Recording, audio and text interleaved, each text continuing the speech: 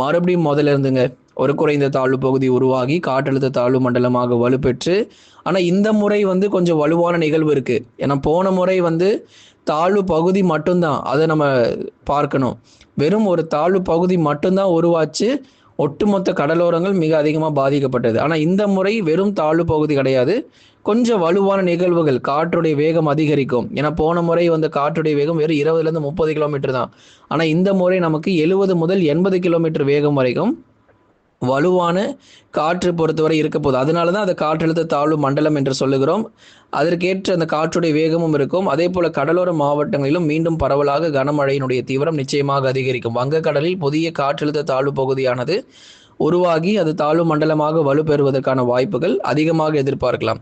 இது நகரக்கூடிய திசை நம்ம மிக முக்கியமா நம்ம வந்து பார்க்கணும். இது எந்த திசை நோக்கி நகர்கிறது அப்படிங்கிறத மிக முக்கியமா நம்ம வந்து பார்க்கணும். வடக்கு வடமேற்கு திசை நோக்கி தான் நகர்வதற்கு